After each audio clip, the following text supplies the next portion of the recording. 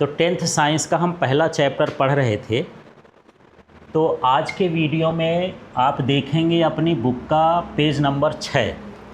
तो page number 6 में कुछ प्रश्न हैं, तो उन प्रश्नों को समझना है और उनके उत्तर देखना है। और ये प्रश्न अक्सर आते रहते हैं, कभी 1 नंबर में, कभी 2 नंबर में। तो चलिए देखते हैं। एनसीईआरटी बुक का प्रश्न है वायु में जलाने से पूर्व मैग्नीशियम रिबन को साफ क्यों किया जाता है, ये चीज़ हमको समझना है। तो सबसे पहले तो आप ये समझो कि जलाने के लिए किन किन चीज़ों को ज़रूरत होती है, क्या क्या चाहिए। हाँ, एक हमको चाहिए ऑक्सीजन, फिर चाहिए ज्वलन पदार्थ, है ना, जो जल सकता है ऐसा हमको क्या चाहिए, पदार्थ चाहिए। और तीसरा हमको क्या चाहिए, ज्वलन ताप, जिस ताप पर वो क्या है, जलना चालू कर देता है, दहन होने लगता है। यदि इनमें से कोई एक चीज़ नहीं है तो वो चीज़ न जलेगी। जैसे ये दोनों चीज़ है, ज्वलन ताप है, ज्वलन पदार्थ भी है, लेकिन ऑक्सीजन न हो तो क्या दहन होगा, जलेगा, नहीं जलेगा। यदि ऑक्सीजन है, ज्वलन पदार्थ है, पर ताप भी नहीं है, तब भी नहीं जलेगा। जैसे मैं ये टी शर्ट ही है, तो इस टी शर्ट को पहना भी हूँ तो यहाँ ऑक्सीजन भी है, ये जलने वाला भी है, लेकिन इसको उतना ताप नहीं है, इसलिए नहीं जलेगा। अब यहाँ पर मान लो ये सारी चीज़ तो ज्वलन ताप है, ऑक्सीजन भी है, लेकिन पदार्थ ही नहीं है, तब भी वो क्या होगा, नहीं जलेगा। तो अब इसमें हम देख लेते हैं कि हमारे पास मैग्नीशियम तो है, इसको हम जला रहे हैं, इसलिए इसमें ज्वलन ताप भी है, ये ज्वलन पदार्थ भी है, पर ऑक्सीजन से थोड़ा सा संपर्क नहीं हो पा रहा है ना। अब जैसे मान लो ये मैग्नीशियम की रिबन है, मान लेते मैग्नीशियम की क्या है, रिबन है, लेकिन इसके ऊपर ये काली परत जमी हुई है। क्या जमा हुआ है, परत। तो मैं क्या करूं, इस परत को पहले हटा लूं, फिर इसको जलाऊंगा, तब जलेगी। बस यही चीज़ हमको समझना है कि एक संक्षारण होता है। संक्षारण का मतलब धातुएं नष्ट होकर के ऊपर ऑक्साइड की परत बना लेती हैं, हाइड्रोक्साइड की परत बना लेती हैं, सल्फाइड की परत बना लेती हैं। तो इस क्रिया को हम क्या कहते हैं, संक्षारण। तो मैग्नीशियम भी क्रियाशील धातु है, तो मैग्नीशियम रिबन के ऊपर मैग्नीशियम ऑक्साइड की आरक्षक परत जमा हो जाती है। चाहे आरक्षक परत लिख दो, चाहे ऑक्साइड की परत लिख सकते हो, ठीक है, जो मैग्नीशियम को ऑक्सीजन से क्रिया करने से रोकती है ना, ऑक्सीजन का संपर्क ही नहीं होने देती है। अतः वायु में जलाने से पूर्व मैग्नीशियम रिबन को क्या किया जाता है, साफ किया जाता है। अब थोड़ा सा मैं ये मैग्नीशियम रिबन बना लेता हूँ, ऐसा समझ लीजिए, ठीक है।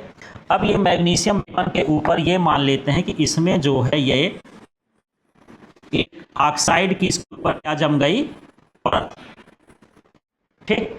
अब यहाँ पर ऑक्सीजन यहाँ बाहर है, लेकिन ऑक्सीजन का संपर्क अंदर रिबन से नहीं हो पा रहा। यहाँ मैं इसको जलाने की कोशिश कर रहा हूँ तो ये ज्वलन ताप भी इसको मिल रहा है। तो अब मैं क्या कर दूँ, तो मैं क्या करूँगा, सबसे पहले इस रिबन को साफ कर लेंगे। इससे ये इसको घिस करके ऊपर की परत को क्या कर देंगे, हटा देंगे। अब जलाएंगे तो जलेगा, क्योंकि इसका संपर्क इससे हो जाएगा, ठीक। तो आप क्या बोलोगे, इसको बोल देना है कि मैग्नीशियम रिबन के ऊपर संक्षारण के कारण मैग्नीशियम ऑक्साइड की एक आरक्षक परत या ऑक्साइड की परत बन जाती है, जो ऑक्सीजन से संपर्क को रोक देती है। इसलिए इसको हम साफ कर देते हैं ताकि ऑक्सीजन का संपर्क बन जाए और ये जलने लगे। इस तरह से अपनी शब्दों में आपको लिखना है समझ करके। तो ये इसका आंसर है। नेक्स्ट वाला इसका क्वेश्चन देख लेते हैं। क्वेश्चन, तो क्वेश्चन को देखो। क्वेश्चन है निम्नलिखित रासायनिक अभिक्रियाओं के लिए संतुलित समीकरण हमको लिखना है।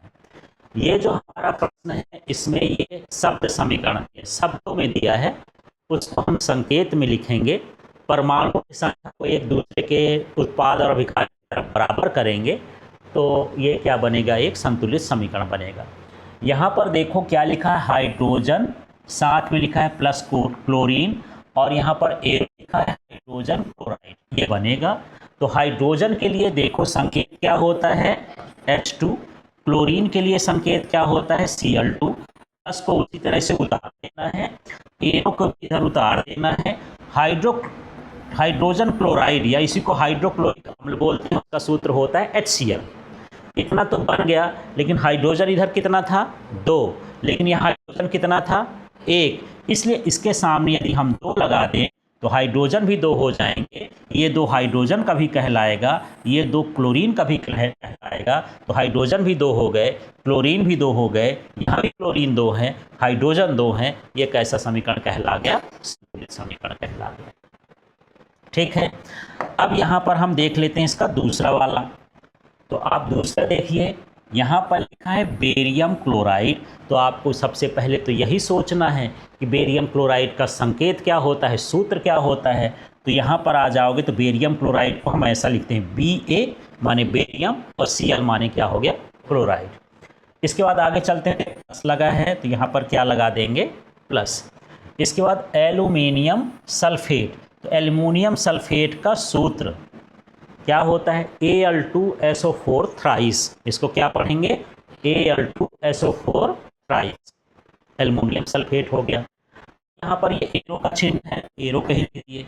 अब जब इससे रिएक्शन होता है तो बनता क्या है, बेरियम सल्फेट। तो बेरियम सल्फेट का ये सूत्र होता है BaSO4। इसके बाद यहाँ पर एमोनियम क्लोराइड है, तो ये एल्यूमिनियम क्लोराइड का सूत्र क्या होता है, AlCl3।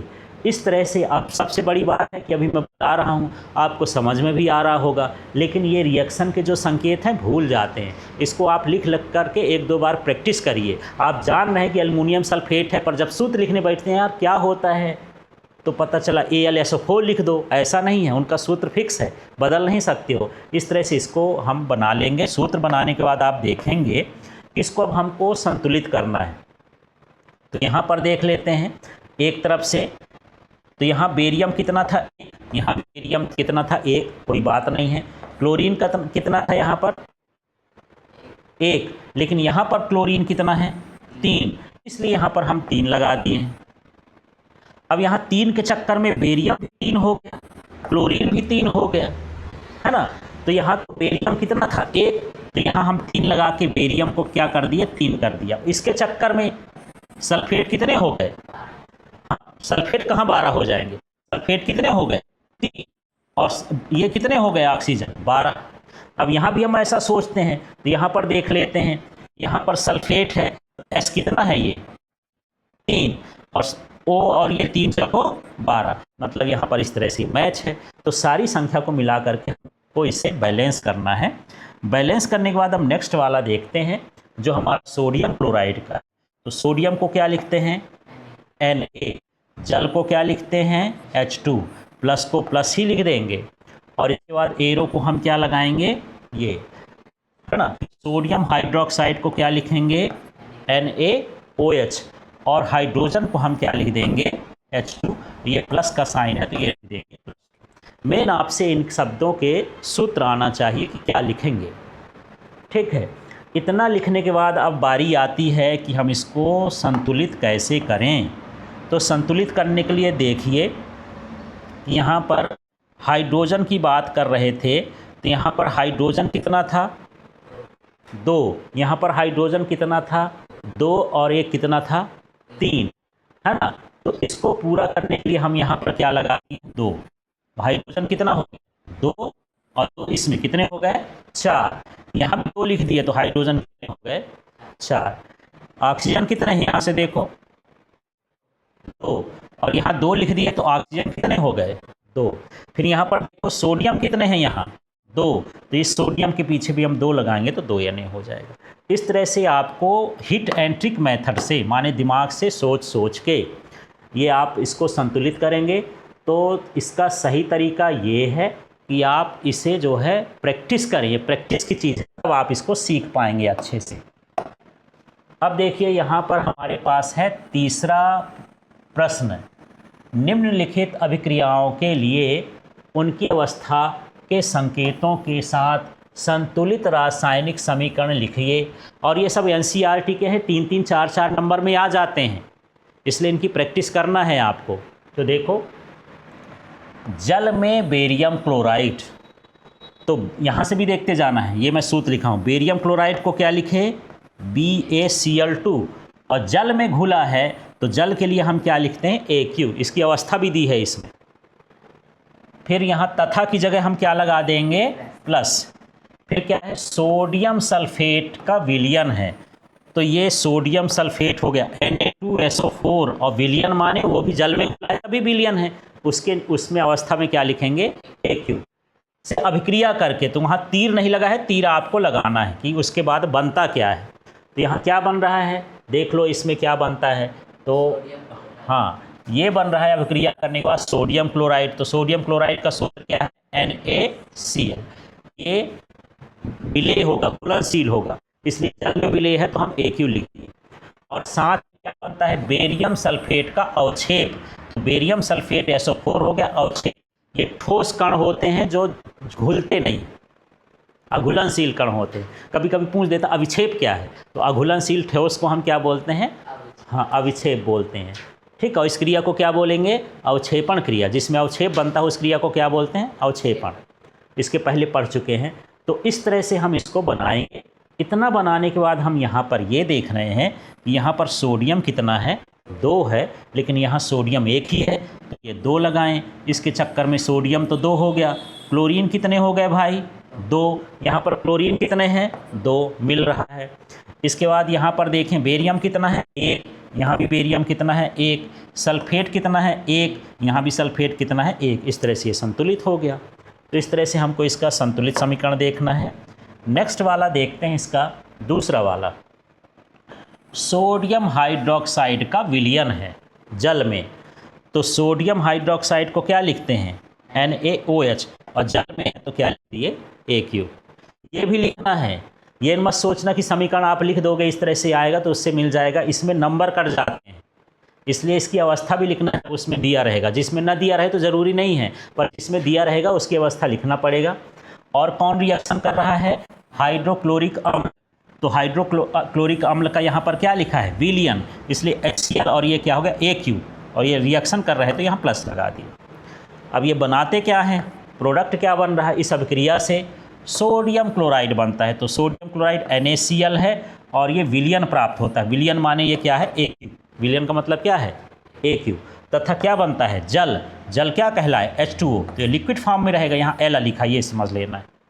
अब इसको संतुलित करते हैं, वैसे तो मिला लेते हैं। सोडियम कितना है, 1, यहाँ भी सोडियम कितना है, 1, और यहाँ पर क्लोरीन कितना है, 1, यहाँ भी क्लोरीन कितना है, 1, यहाँ पर हाइड्रोजन कितने हो गए, HH मिलके क्या हो गए, 2, यहाँ पर हाइड्रोजन 2 हो गए, ऑक्सीजन कितना है, 1, यहाँ भी ऑक्सीजन 1। इस तरह से संतुलित समीकरण मिल गया। तो ये हमारा तीसरा प्रश्न था इसका। तो इस तरह से ये 3 प्रश्न हैं। इन प्रश्नों को आप नोट कर लीजिए, इनकी प्रैक्टिस करके देखिए, और फिर आगे वीडियो में हम कुछ चीज़ें देखेंगे। तो आप इस चैनल को सब्सक्राइब कर लें और LK फिजिक्स ऐप को डाउनलोड कर लें। आपको लाइव क्लास नोट्स उसमें सारी चीज़ें मिल जाएंगी।